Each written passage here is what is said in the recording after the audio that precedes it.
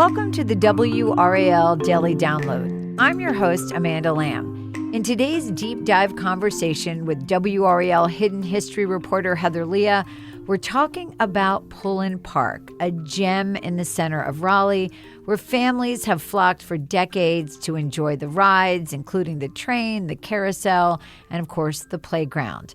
But there's a lot about Pullen Park you may not know. So here's Heather to fill us in on another fun summer excursion. Heather, welcome to the program. Hey there. Thanks for having me. So one of the coolest things about Pullen Park is that there are children who grew up going there, and now they are taking their children there, which just shows you what a tradition this is for generations. It has a lot of fun things to offer, but there's some stuff there that was there that a lot of people may not know about. But first, let's talk about what is Pullen Park, where is it, and what's there now for people to enjoy. Yeah, so first of all, Pullen Park has been a Raleigh tradition for a very long time. It was built in the late 1800s. It's actually the first public park in North Carolina and the fifth oldest existing public park in the country. So it's a really old park, and it's been serving Raleigh for a very long time. As far as what's there today, pretty much everything there is historic and fun. So the carousel is obviously a very historic piece. It used to be at a different park, which is now gone today and was inherited by Pullen Park, or they bought it.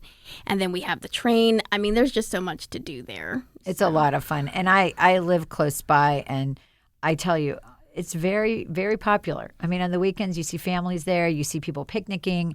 You see, people with young children on the train, on the playground. So really lucky to have that here. When I was growing up, I went to Pullen Park. And I want to just say, a lot of you won't remember this, but if you do, you'll remember. They had this giant Swiss cheese that you could climb in and out of these holes. And if you remember it, you remember. A lot of people don't remember it, but it was Raleigh cool. history right there. So what we're going to be talking about today is some little-known history.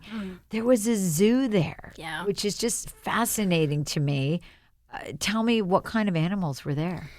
Well, they had a lot of different types of animals. So the zoo, I will tell you, when I first did the story on this, there were people who were 80 years old going, I don't remember a zoo at Pullen Park, and I've been in Raleigh my whole life. My grandmother lived in Raleigh for 92 years. She didn't remember a zoo. Because the zoo was only there from 1899 till 1938, and a brief resurgence later, but we won't. That's not really important. This was the main part of the zoo. So a lot of people don't remember the zoo. It was there before most of our times. They had monkeys, they had mink, they had alligators, bears, they had Jim the buffalo, who was a very beloved Raleigh icon at the time. They had wildcats. I mean, there were all kinds of animals there, and it wasn't exactly the safest zoo. It wasn't like Ashboro Zoo. So, there were people who got bit by the animals and things like that at the time. Because they were easily accessible. They could just put your hands through the fence. It was just a little, they were like in little cages, and you could just kind of, you could get right up close to them. Not anymore. No. Not in Ashboro. Oh, they even had a rare pair of Galapagos turtles. So they had a lion. I mean, they just had a lot of big animals that you could see right up close. And I'm sure that attracted so many people at that time to have a zoo right in the middle of Raleigh. Oh yeah. I mean, they had an eagle at some point, right? In fact, I read a story. I was doing research and looking at old newspapers, and there was a little girl who tried to feed a bear in 1913, and she was trying to feed a peanut to one of the bears, and the bear mistook her finger for the peanut and bit it off as neat as if a knife had been used, was the term they used in the newspaper. So I think it was fun, and it drew a lot of people, but it also was, again, not they didn't have safety regulations at the time. Well, we will be right back with more after the break.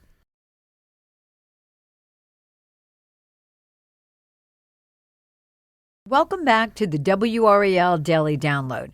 So we're talking about the zoo that existed in Pullen Park that a lot of people didn't know was there because it was there a very long time ago, almost 100 years ago. So there was a lot of excitement about the zoo. What was its downfall? Why did it go away? So I do want to first mention there are some remnants of the zoo there today, and we are going to talk about that if you want to see what's left. There are some things you can see. But why did it go away? So I think part of it may have been the safety. I'm certain that played a role.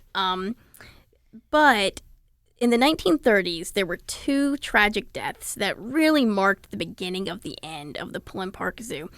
One was Jim the Buffalo, and then his caretaker, Wiley Howell, and actually the park caretaker, died soon after.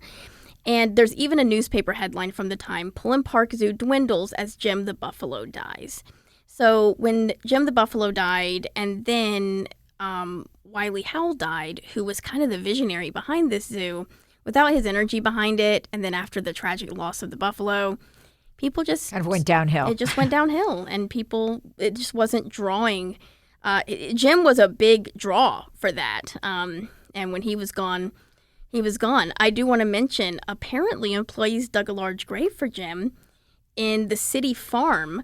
And at the time, buffalo. The buffalo. Okay. Yes, the buffalo. To be clear, talking about the buffalo. Jim the buffalo. And I have to wonder, Jim the buffalo's grave must still be somewhere in Raleigh. I wonder where it is. That's fair. That's fascinating. And you did mention in the first half that they tried to bring the zoo back in 1960, but it just didn't really work out. Yeah. So Howell, right, he's remembered as the soul of that zoo, right?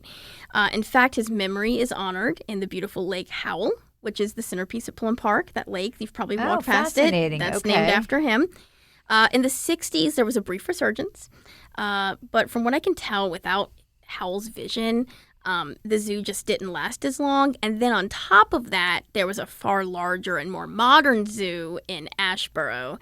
And that really removed the need for a smaller zoo at a local park. And obviously, most of us have been to the Asheboro Zoo, and it's amazing. And so it attracted a lot of people. Yeah. So tell me about the remnants. What can people still see there if they look very closely when they go to Pullen Park? All right. So there's a few things there. The primary one that you'll be able to see is down a hill. You'll go down these like stone steps, and there's a garden. It's like a circular garden. It's very beautiful. There are pictures of it in the story. If you go to WRAL.com and look for the story, you can see the photos.